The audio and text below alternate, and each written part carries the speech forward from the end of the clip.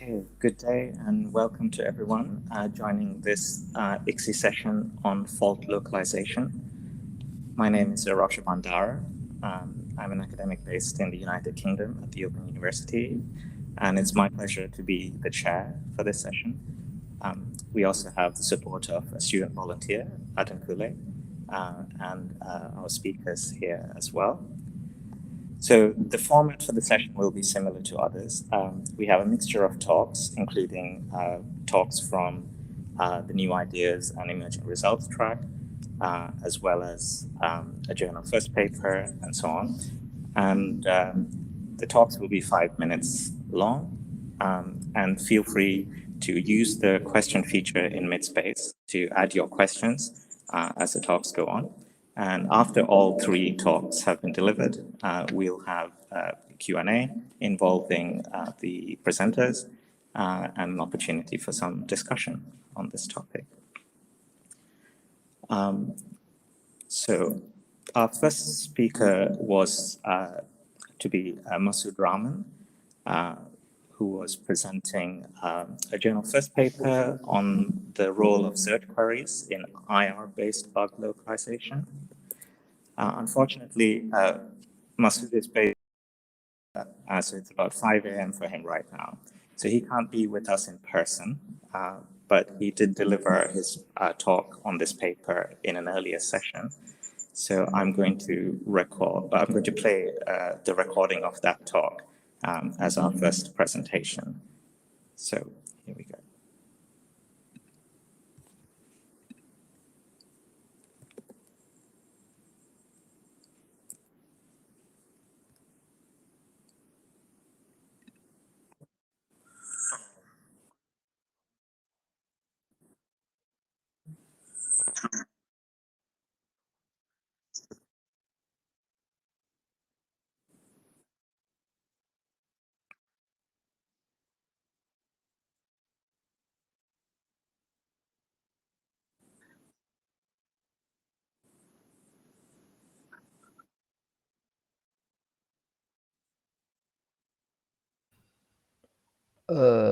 I need to interrupt that there is no sound, I think. Oh, sorry. Thank you for letting me know that. Yeah, so that seems to be a slight problem. Let me try and figure out how to resolve that. And if it's okay, maybe we could move to the next talk first. So Dipan, with that, would you like to bring up your slides, please? Yeah, sure. Am I audible? Yes, you are. I'll go ahead and share my screen.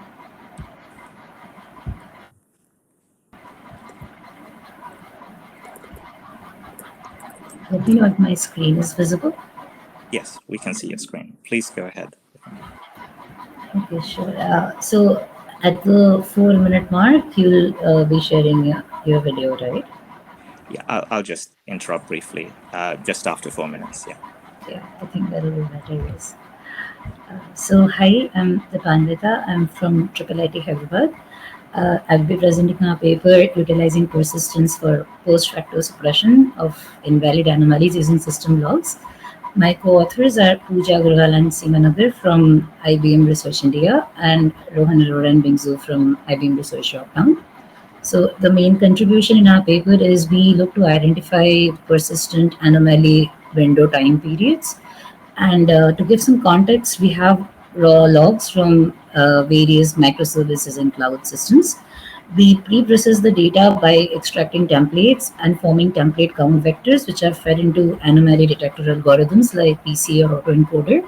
So what these anomaly detectors do is they are trained on the normal template vector counts, and it tries to identify which timestamps we have an anomaly in the number of template vectors. So this is basically a binary label that we get out of the anomaly detector. And where we come in is the dotted region in this diagram. So we have a 3-stage process to suppress the false anomalies, false positives that are returned by the anomaly detector. So we define persistent anomalies as the anomalies which occur frequently, are also dense, and last for an extended period of time. So each of these steps actually aim to handle uh, these definitions of persistent anomalies. We'll describe each of these steps. So the first step is high frequency anomalous window detection. So it goes over the output of the anomaly detector in a sliding window fashion, constructs a time series along with its moving average and moving standard deviation. By identifying peaks in the time series, we are now able to see which particular time windows have a high frequency in the anomaly counts. The second step being detecting dense anomalous regions. So if in each window the number of anomalies occurring is greater than a certain threshold called window density, we can regard these as dense persistent anomaly regions. And the final step is to merge the neighboring dense anomalous regions and consider the entire contiguous duration. If the duration is greater than a certain threshold, we will consider these to be persistent anomaly regions.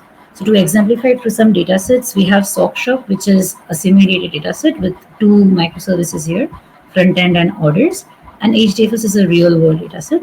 So the green line indicates the time series returned by the anomaly detector, and the orange line is the ground truth labels returned by the SRE, based on whether these anomalies evolved into a fault later on. And we see that by the three-step process, we are actually able to suppress the gray regions that are returned by the green lines. So the gray regions are false positives, and our final output, the yellow regions, are able to only return the true positives and suppress a lot of these false positives. So to quantify this, we have used two metrics. One is false positive reduction, and the other is true positive reduction. So false positive reduction, we try to suppress the percentage of false positives that are returned by the anomaly detector, and we naturally aim for a high false positive reduction. For the true positive reduction case, we are aiming to not suppress the actual true positives returned by the anomaly detector. So a lower value of this true positive reduction metric is better for us. So we see that both for SockShop dataset and HDFS dataset, we are able to achieve a significant false positive reduction rate. So we see 27% for front-end microservice, 77% for orders, and 28% for HDFS. As against, we have a very minimal reduction in the true positives. It's almost zero in a lot of the cases, and we have a maximum of around 7% reduction in the true positives. So, to conclude, we have an unsupervised method that is able to identify time periods of persistent anomalies. It is also agnostic to what anomaly detector models we use. It's dependent on the performance of that. So, if we are able to pick a very good anomaly detector model, our model will also perform better on top of that. We have at least a 27% reduction in false positive anomalies in both real world and simulated datasets. And again, there's also a huge scope for human in the loop feedback mechanism, especially in the peak detection part of the algorithm. So this can be used to actually build the model better and make it adapt to changing workloads over time. That's about my slides. Thank you very much, Dipanwita. Let's give Dipanwita a round of applause and appreciation for the talk. Thank you And so if you much. have any questions for Dipanwita, please put them in the chat and we'll pick them up at the end. So thank you. Okay, so I'm going to make another attempt to play the the video talk we have from Masood because he can't be here with us today. So let me try this again.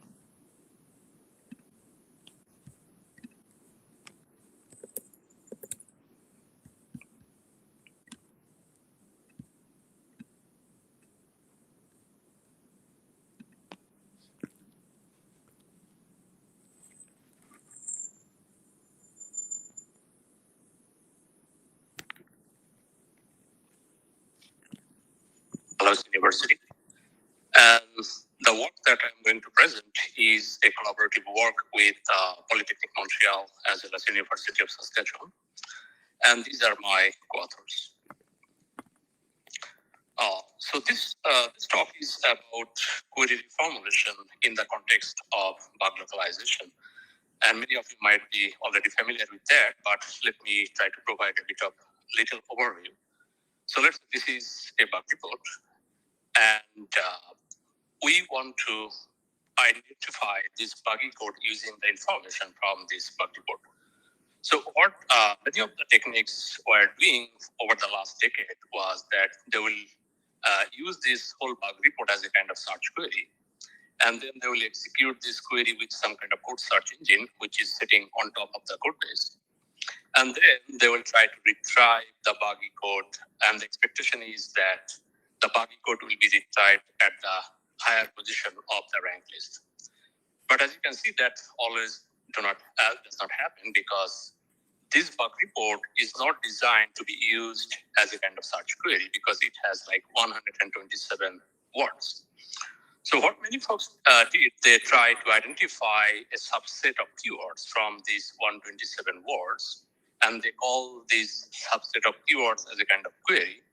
And then they will try to execute this query, and then they will try to retrieve the buggy code at a higher position. So I would like to focus on this part, that is the query reformulation in the context of IRB's bug localization, and we'll try to drill down on this topic a bit more. So we have 3 research questions in this work, and I'm going to provide a bit of overview on the 3 research questions that we had. So in the first research question, we try to evaluate the performance of different kind of state-of-the-art techniques in the context of IRB's bug localization. And what we found is that the state-of-the-art techniques are not sufficient, especially for 1/3 of the bug reports. So we found that let's say around 34% of the bug reports in our data set, for which the state-of-the-art techniques were not sufficient. That means they are not able to identify the buggy code within the top 10 position of their result list. So which is a bit shocking. So what we did in the second research question, we tried to identify that whether this 1/3 of the data set actually contains some meaningful keywords in their bug report. So if the bug report does not contain the meaningful keywords, then there is no point of query reformulation, right? So what we did, we used genetic algorithm. We also used a ground truth information to identify the optimal search queries from that bug report. And to our surprise, what we found is that although the baseline technique, that is the pre-processed version of the bug report, as well as the state-of-the-art technique, are failing to identify appropriate keywords from this 1/3 of the bug report, those bug reports actually contain some meaningful keywords. And we are calling that optimal search query. And those optimal search query actually lead to very high performance in the context of IRB's bug localization. So now what we have optimal search query, and we have also non-optimal search query. So in the third research question, we try to differentiate between optimal and non-optimal search queries using machine learning technique. And we used random forest algorithm, and the performance was pretty interesting. So we are able to differentiate between optimal and non-optimal search queries using close to 80% precision and 80% recall, which is interesting. And when we did a bit of feature importance analysis, what we found is that the optimal query and the non-optimal search query could be quite different in terms of different properties, like the keyword frequency, then their entropy, then the keyword location within the bug report, as well as parts of space. And this is a kind of our actionable insights from the third research question. What we found is that the optimal keywords are less frequent than the non-optimal ones within a given bug report. Then optimal keywords are less ambiguous than the non-optimal ones, and we use entropy to determine that. And we also found that optimal keywords are more likely to be found in the body section than in the title section. And we also found that optimal keywords are more likely to be nouns than the non-optimal ones. So since we have a very brief time, so let me provide the takeaway message.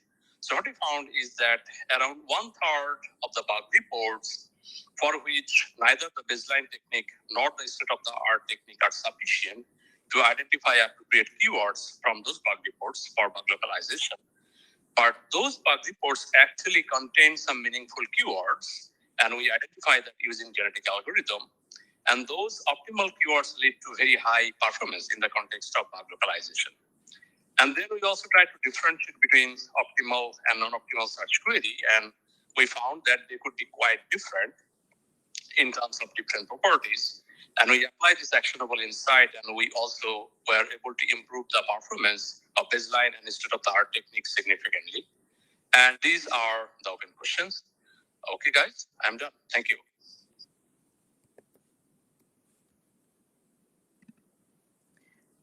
Okay, that was Masood's talk on IR-based bug localization and how to improve it. If you have questions based on Masood's talk, please put them in the chat, and I can make sure that he responds to them later. So thank you very much. And now we come to the final talk in this session. So I'd like to invite Yi-Chen to share his screen and begin his talk. Hello, everyone. I'm Yi-Chen Wu from Peking University. I'm glad to present our work, Photo Localization via efficient probabilistic modeling of program semantics. Yi-Chen, sorry, your slides are not in presentation mode. If you meant to put them, they're a bit small as a result. So just what's happening? We can see your PowerPoint window, not the slides in presentation mode. Well, I will share the full screen now. Yeah. That is fine? Go for it. Okay. Hello, everyone. I'm Yi-Chen Wu from Peking University. I'm glad to present our work, Photo Localization via efficient probabilistic modeling of program semantics. Testing-based photo localization has been a research focus in software engineering for a long time. The inputs include a faulty program and a set of tests with at least one failing test. The output is the suspiciousness score of each program element. Among a large body of photo localization research, a central focus is coverage-based photo localization. For example, the most famous technique, spectrum-based photo localization. The idea is that an element covered more by failing tests rather than passing tests is more likely to be faulty. However, how a buggy element causes the failure is more complex. Here is an analysis model named PIE. First, the tests need to cover a buggy element. Second, the buggy element results in errors in program state. Third, the errors are propagated to the output. Finally, the errors are captured by an assertion. From the analysis, we can find coverage-based methods only consider the first condition, but the latter three can also be very important and correspond to the semantics of the program. So here comes the question, how to model the latter three conditions? To overcome this problem, different approaches have been proposed to take the latter three conditions also into consideration, such as mutation-based photo localization and angelic debugging. However, these approaches take the full program semantics into consideration, so the analysis is inevitably heavy. To this end, we propose a novel photo localization approach, SmartFL. To analyze how a fault leads to the current test results, we model the probability of each statement introducing and passing an error. Such analysis also requires efficiency, so we abstract the full program semantics. We introduce random variables to represent the correctness of each statement and runtime variable value. Also, we transform program semantics into probabilistic constraints between random variables. Here, let's see a running example of our approach. We have a simple function foo with two tests. It is buggy in line 3. The condition should be a less than 2, but now it is a less than or equal to 2. And we have two tests. Both pass tests and fail tests follow the same child, line 3, line 4, and line 6. Now let's see how our approach models this program. We introduce some binary random variables. Fi represents the correctness of line I, and Vi represents the correctness of variable value defined as line I. First, for the prior probability, we set each statement to be 0.5. The next few formulas are about pass test, and we have similar formulas for fail tests as they follow the same child. For the input, we can know V2 must be correct. Then for line 3, we can say if S3 and V2 are all correct, V3 must also be correct. However, if one of them is wrong, we think V3 has a 0.5 probability being correct. It's because line 3 is a Boolean expression and it is likely to get the correct result even if the input or the statement is incorrect. For line 4, one difference is that we take V3 into consideration because that condition value controls whether line 4 is executed. Also, the operator is plus, so we set the incorrect to correct probability to 0.01. Now we want to calculate the posterior probability of S3 and S4 being wrong after we observe V4P is correct and V4F is incorrect. And the results shows that S3 is more likely to be wrong according to our model, which is reasonable. In our experiment, we choose 4 projects from Defect4J as benchmark, 222 falls in total. We select OGI and D-star from SBFL, Metallics and Muse from MBFL for comparison. For the results, we can see SmartFL performs much better than other methods, especially on top 1 at statement level. Also, the average time of SmartFL is much smaller than MBFL methods. In summary, here are the main contributions, and you can watch the detailed video on YouTube. Our tool and evaluation data are publicly available on GitHub. Welcome to follow our work and get in touch with us. Thank you.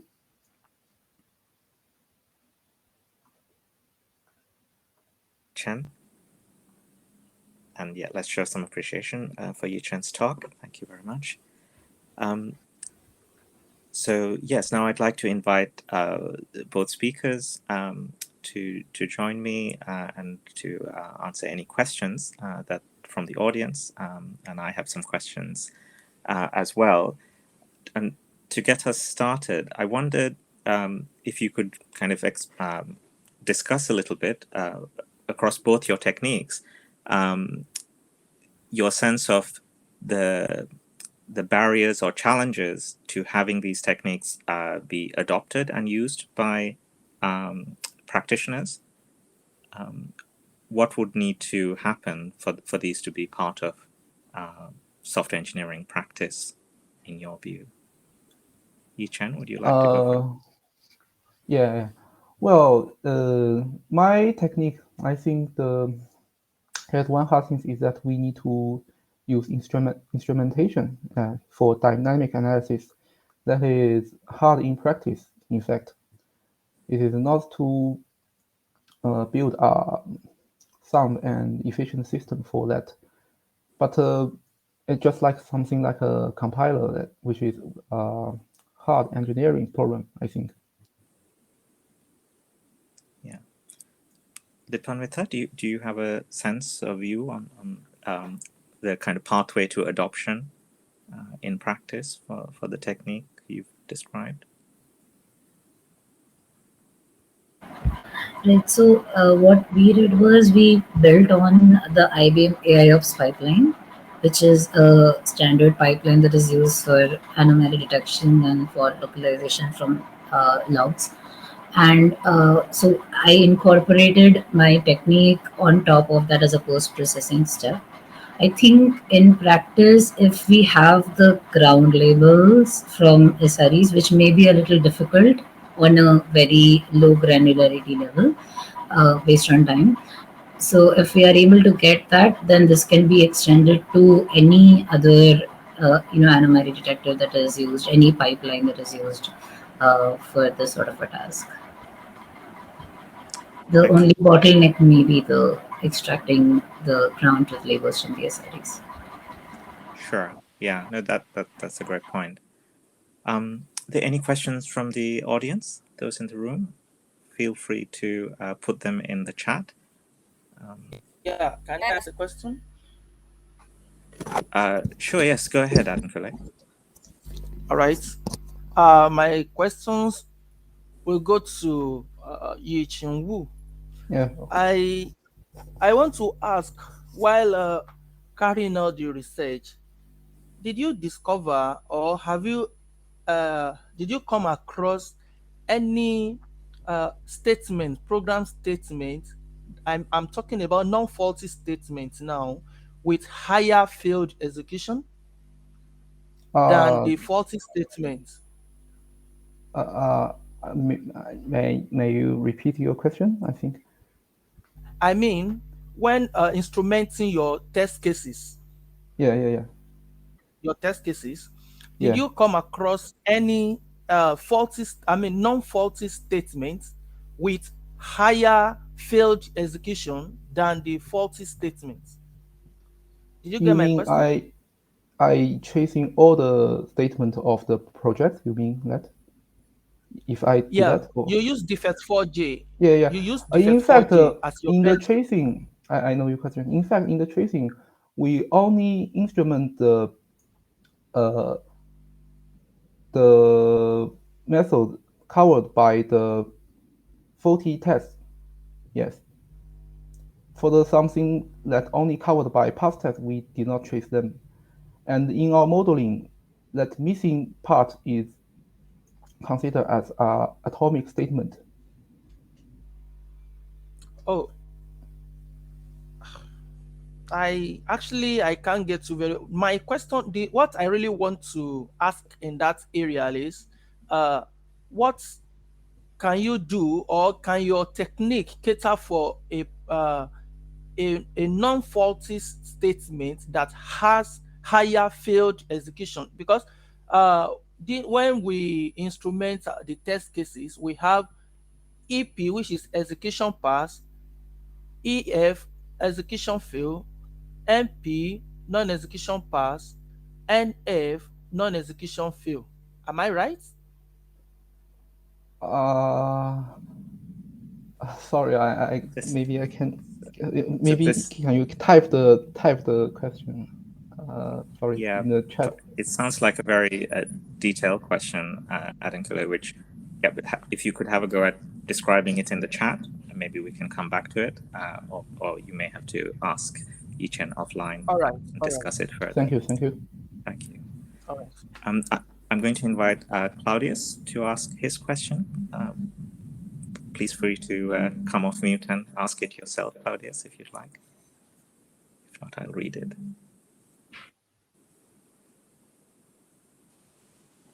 Hi, Claudius Jordan here, and I posted a question in the chat, which is for you, Yiqian Wu.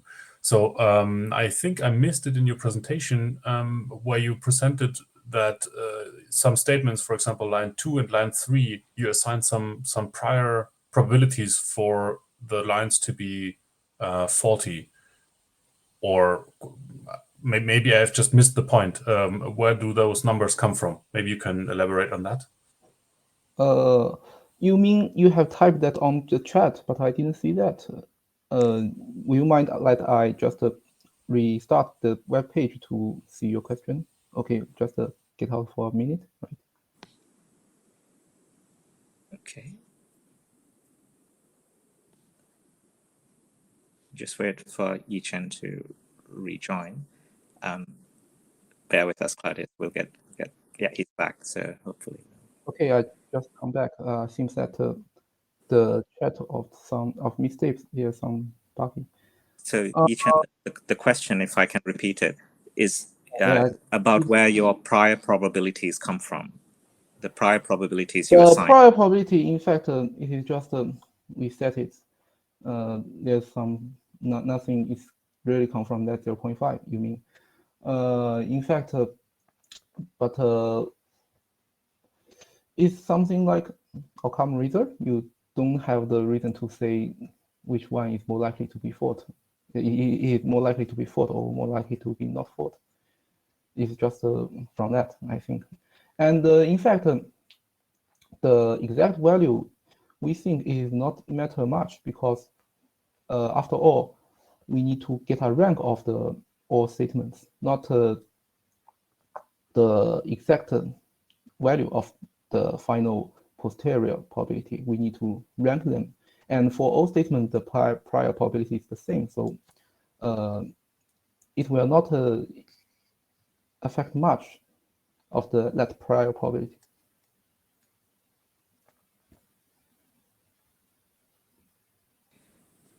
So So yeah, Claudius is highlighting you assigned a prior probability of 0.01 for line 3 in your example. That seems, that's 0.01, you mean that?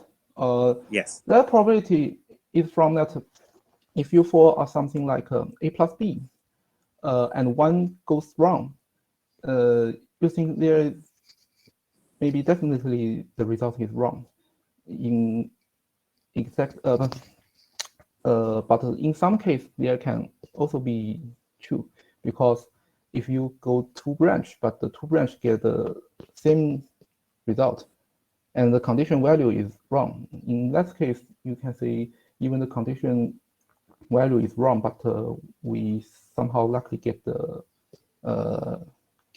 right result. Or something for multiply. Yeah.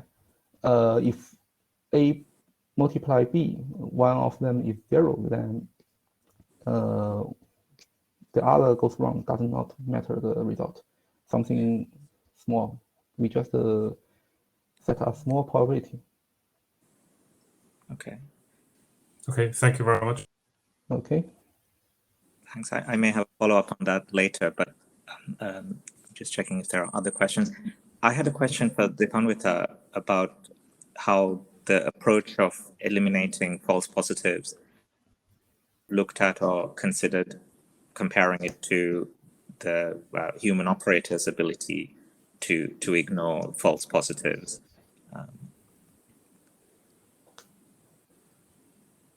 So, what do you mean by the human? So in practice, the people who look at these logs must also have some ways of deciding or interpreting some traces as false positives, or do they not? Do they try to chase every positive as if it's a true positive?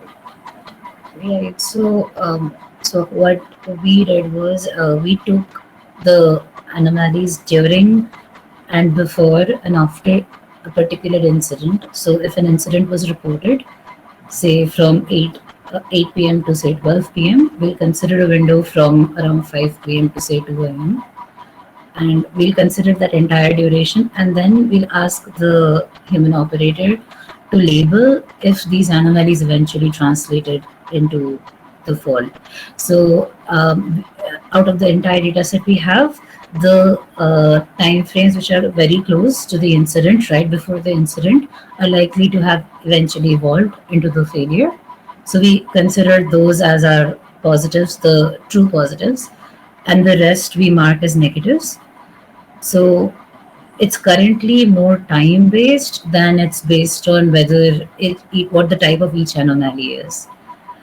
But eventually that can also be factored in, because all we need is just the label. So if we have a system that is able to factor in the type of anomalies, that can also be done.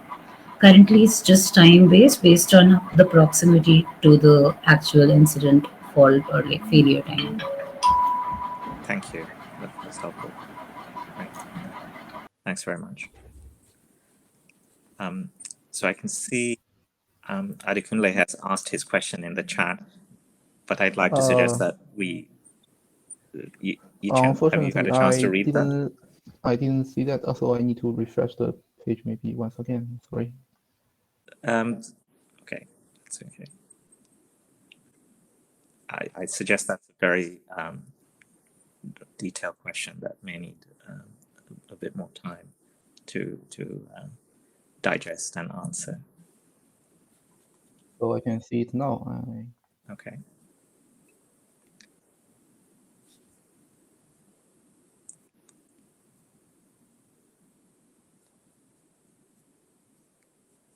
While Yichen is reading the question, maybe folks can put any other questions in the chat that they have.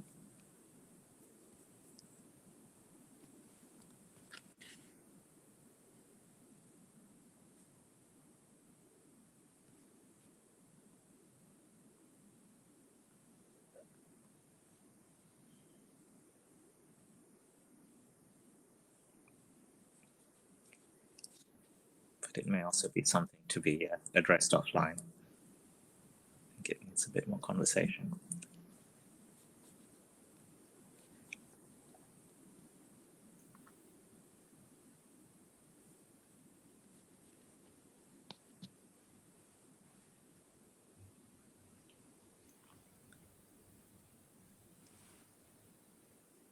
Yichen, would you like to respond to Adenkila's question or take it Okay, up? I can. I know what he means.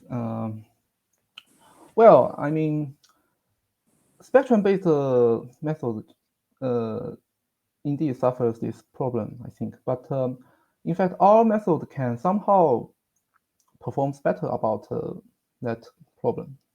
In fact, because that our technique analyze the semantics, not just by coverage, not just use the coverage information. And in fact, we can maybe find some case in our experiment that the to distinguish the non-faulty statements with higher failed execution than the faulty statement itself. But our model is also have some. You can also find some bad case in our model. But I think our model can perform better than spectrum-based methods. I think in this case.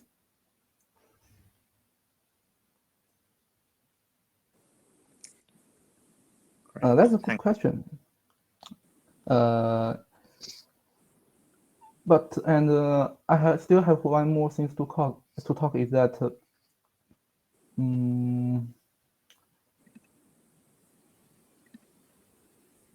the statement of the coverage or I have to say that there are many cases that there is only one or two faulty tests. So these things will not be much, I think, be too much. There will not be too many in that case. Like you have 10 failed tests and just something like 8 is covered by some faulty test, but they are not faulty. In most cases, you only have 1 or 2 failing tests. So it will not happen too much, I think. Great.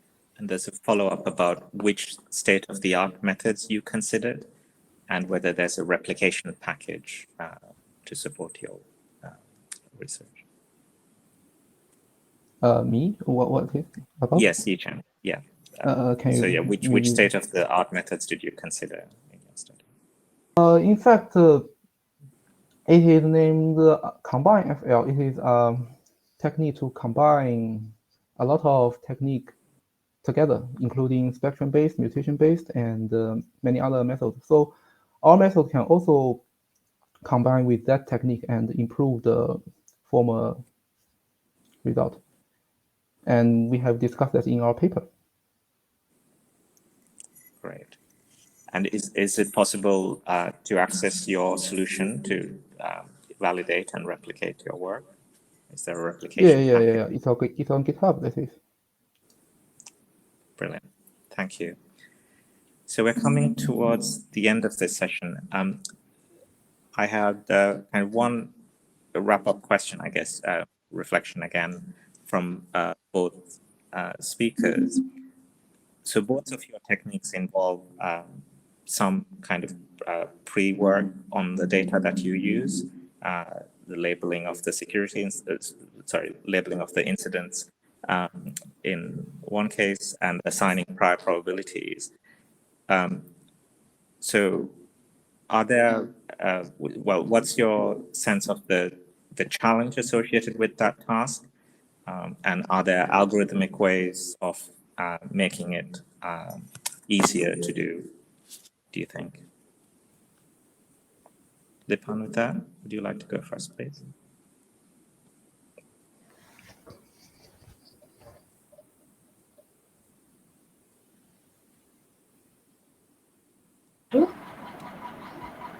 Yeah. So I think what was typically the incidents are marked at a particular start point and a particular end point, but there is usually a large period before the incidents where the say template vector counts from the logs are pretty high.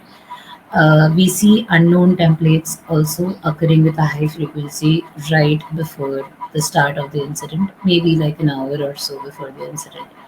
So for this, I think one approach that could be adopted is doing some sort of peak detection over, this doing a peak detection over the log template counts and seeing where the peak goes up, rather than relying on just like reports for that, because that would give us an indication of exactly where we see these new templates coming in and where the template counts deviate from the normal by a large amount. So that is one of my suggestions. And the other thing is, if we have techniques that can also monitor other metrics of the system than just logs, for example, say the network and the traffic, these sort of things, then we can also do a similar approach based on that. That will give us a more well rounded approach to find out where the incident started. Right. Thank you, Deepamrita. And Yichen, in terms of the Um, assignment of prior probabilities, is that dependent on kind of a person's expertise, or can it be automated, or is it automated? it is not automated, but no, but you maybe can just do something like learning from to optimize the parameters. And we have also do some experiment to show the influence of choose different parameters. The result is that our parameter is not something that is the best. The influence is not too much to change some parameters, like to change the 0.5 to 0.4 or 0.6, and 0.01 to 0.1 or 0.001. It is not affect much. It is not affect much. Okay, great. Thank you very much. So there's a short window for any other questions, but I haven't seen anything new come up in the chat. Well, maybe I will ask Diplomator a question. Sure. I want to know what the anomalies look like. Is some example? You're talking about something like persistent anomalies. What do them look like? Just a brief description. Right. So, do you mean the type of the anomalies? Yeah. What does that look like? When we see them, there will be some. Just give some impression about that.